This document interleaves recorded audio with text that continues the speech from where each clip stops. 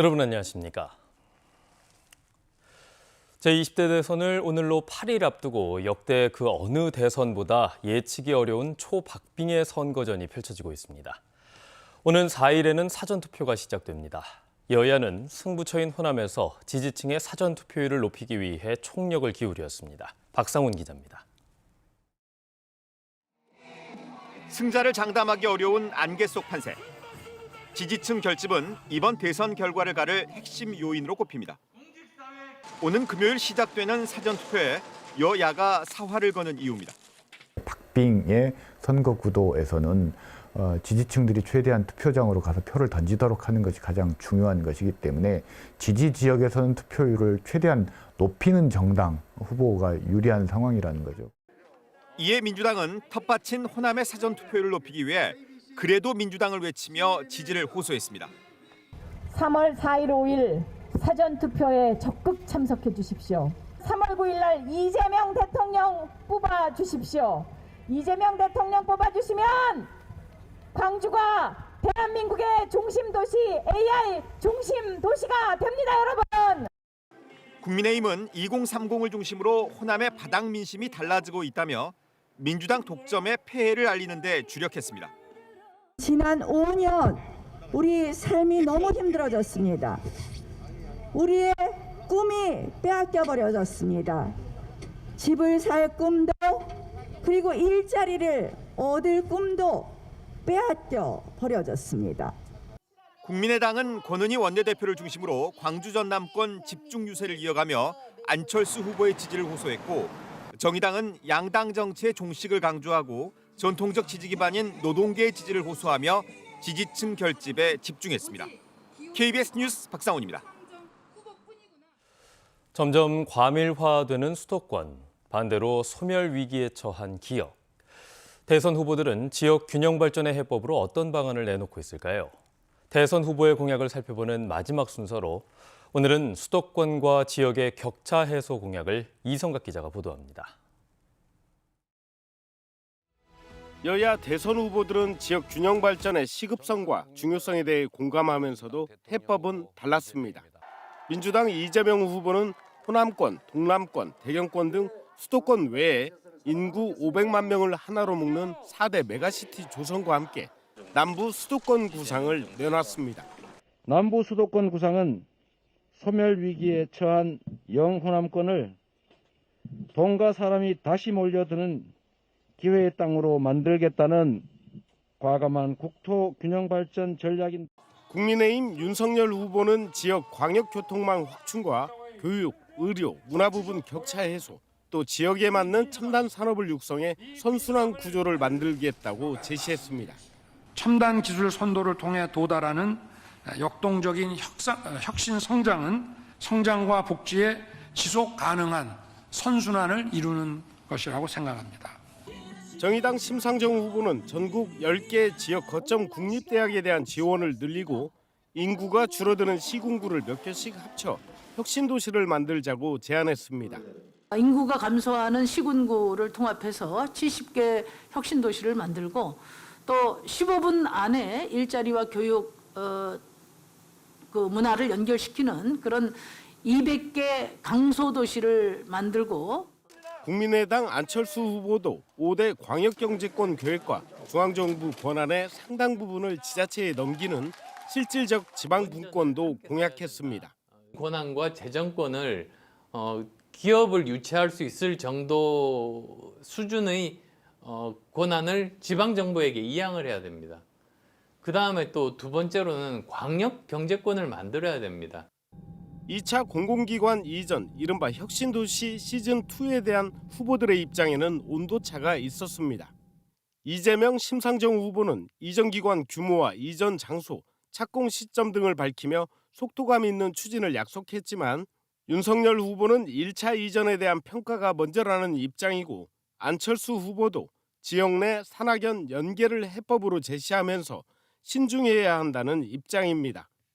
대선 이후 당선인의 국정 운영을 가늠해 볼 수 있는 후보들의 10대 공약 안에는 이재명 후보만 균형 발전을 4호 공약으로 채택했습니다. KBS 뉴스 이성각입니다. 네, 코로나19의 거센 확산세 속에서 개학이 코앞으로 다가왔습니다. 감염 확산을 막기 위해 각급 학교가 바빠졌습니다. 보도에 손준수 기자입니다. 광주의 일일 확진자는 일주일째 4,000명대입니다. 지난달에만 6만여 명 확진, 약 2년 동안 누적 확진자의 80%를 차지합니다. 방역당국은 자율방역 책임을 강조했습니다. 사실상 관리 상황을 넘어섰다는 얘기입니다. 코로나19 상황이 마지막 정점으로 치닫고 있습니다. 확진자 급증이라는 엄중한 상황에서도 자율 책임 방역을 강화할 수밖에 없는 정부와 지자체의 입장을 널리 이해하시고 걱정은 유행 정점과 맞물린 각급 학교 개학입니다. 방역 책임을 떠맡은 학교들은 긴장감 속에 방역 대책을 마련하느라 분주합니다. 학생들에게 나눠줄 자가진단 키트를 낮게 포장하고 자가진단 방법 등을 담은 온라인 가정통신문도 직접 촬영 편집해 만듭니다. 확산 차단은 학교에 맡겨진 고민거리입니다. 개인별로 동선을 일일이 우리가 다 구분하기 어렵기 때문에 혹시라도 한 학생이 코로나 증세가 났을 때 이 학생과 관련된 밀접 접촉자가 누구인가 이 부분에 대해서 굉장히 고심하고 있습니다. 광주시 교육청은 선제적 검사를 바탕으로 한 전면 등교를 추진하겠다고 밝힌 가운데 현재까지 확보된 자가검사 키트는 당초 목표치인 205만 개의 38%인 77만 9천여 개입니다. KBS 뉴스 손준수입니다. 광주와 전남 지역의 코로나19 신규 확진자 수가 일주일째 7,000명을 넘고 있습니다. 광주에서는 병원을 비롯해 곳곳에서 산발적인 감염이 확산되면서 어제 오후 6시 기준 4,352명이 확진됐습니다.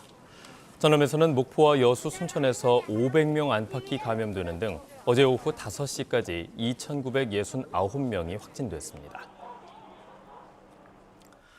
오늘부터 코로나 방역 체계 개편에 따라 광주와 전남 지역에서도 방역 패스가 잠정 중단됩니다. 이에 따라 식당과 카페를 방문할 때 백신 접종 완료 확인서나 음성 확인서 없이 출입할 수 있습니다. 또 확진자의 동거 가족도 백신 접종 여부와 관계없이 자가격리가 아니라 수동감시로 전환되며 3일 이내에 PCR 검사를 한 번만 받으면 됩니다. 또한 그동안 보건소 선별진료소에서 발급했던 음성 확인서도 중단돼 필요한 경우 민간 의료기관에서 검사를 실시하고 발급받아야 합니다. 광주시가 재택 치료 중인 어린이 확진자들이 증상 발생 시 대면 진료를 할 수 있는 소아 확진자 전담 외래 진료센터를 지정했습니다. 해당 병원은 광주 수원 미래아동병원으로 오는 7일부터 진료를 받을 수가 있습니다. 일반 재택치료자 대면 진료를 위한 외래 진료센터도 현재 첨단 메디케어 의원과 기독병원 두 곳에서 독립병원을 추가 지정했습니다. 러시아의 우크라이나 침공을 규탄하는 목소리가 국내에서도 잇따르고 있습니다. 광주와 부산, 서울에서 무력 사용 반대와 평화적 해결을 촉구하는 집회와 기자회견이 이어졌습니다. 민소은 기자입니다. 남편, 아들과 함께 한국에 돈을 벌러 온 아나스타샤 씨. 우크라이나 남부의 미콜라예프 고향집이 폭탄을 맞고 무너졌다는 소식에 가족 걱정을 거둘 수 없습니다. Из-за войны вот попал снаряд и разрушился мой дом. Я очень переживаю за своих внуков и за невесты, которые находятся на Украине. Вот хотелось бы, чтобы сегодня война закончилась, чтобы мы жили все мирно. 광주의 터를 잡은 우크라이나 출신 고려인들은 전장이 된 고국 소식에 매일 불면의 밤입니다. Я сильно переживаю за своих родственников, которые остались на Украине. Это сестра и мой внук.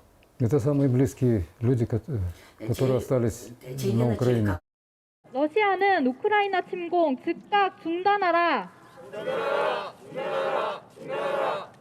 미얀마 민주화 시위에 연대했던 광주의 시민사회단체들은 국제사회와 한국 정부가 평화적 해결을 위한 모든 외교적 조치를 다해야 한다고 촉구했습니다. 우크라이나에서 이미 민간인 사상자들까지 나온 상황인데 러시아에서는 그 전쟁 위협이 아무것도 아닌 것처럼 말하는 것은 절대 침묵하고 좌시할 수 없는 문제라고 생각을 했습니다. 서울 주한 러시아 대사관 앞에서도 전쟁 반대 목소리가 울려 퍼졌습니다. 참여연대와 민노총 등 390여 시민사회단체가 목소리에 힘을 보탰습니다. 이 전쟁이 끝날 때까지 계속 말할 것입니다. 우리는 평화를 원하는 전 세계 시민과 함께하고 있습니다. 러시아 정부의 현명한 응답을 기다립니다. 부산 해운대에서는 우크라이나 유학생과 이주민들도 집회를 열고 전쟁을 규탄하는 등 국내에서도 우크라이나 사태의 평화적 해결을 촉구하는 목소리가 갈수록 높아지고 있습니다. KBS 뉴스 민소은입니다. 광주 학생 독립운동의 정신적 지주로 평가받는 송홍 선생이 제103주년 3.1절을 맞아 독립유공자로 추서돼 대통령 표창을 받습니다. 송홍 선생은 1929년 현재 광주 제1구의 전신이라고 할 수 있는 광주 고등보통학교의 교사로 재직하던 중 광주 학생 독립운동을 주도한 학생들을 이끌었고 제자들이 투옥되자 장기간 수업을 거부하며 사직서를 제출하기도 했습니다. 현재 광주 제1구에는 송홍 선생의 공적을 기리는 흉상과 기념탑이 세워져 있습니다. 광주 북부경찰서는 제20대 대통령 선거 후보 현수막을 연달아 훼손한 혐의로 60대 남성 A씨를 붙잡아 조사하고 있습니다. A씨는 그제 오전 10시 30분쯤 광주 북구 우산동 도로변에 있는 대선 후보들의 현수막 3개를 흉기를 사용해 훼손한 혐의를 받고 있습니다. A씨는 경찰 조사에서 길을 가다가 별다른 이유 없이 이 같은 일을 저질렀다고 진술한 것으로 전해졌습니다. 전라남도 선거관리위원회는 제8회 전국 동시지방선거와 관련해 선거에 관한 기사를 배포한 선거구민 A씨를 공직선거법 위반 혐의로 검찰에 고발했습니다. A씨는 지난 1월 특정 입후보 예정자에 대한 불리한 기사가 게재된 신문 1,200여 부를 아파트 우편함에 직접 투입하고 선거 구민들을 대상으로 배포한 혐의를 받고 있습니다. 전남선거관리위원회는 공직선거법상 규정에 의한 경우를 제외하고는 선거에 관한 기사를 게재한 신문 등을 우편이나 배달 등 통상적인 방법을 벗어나는 배포는 할 수 없다고 밝혔습니다.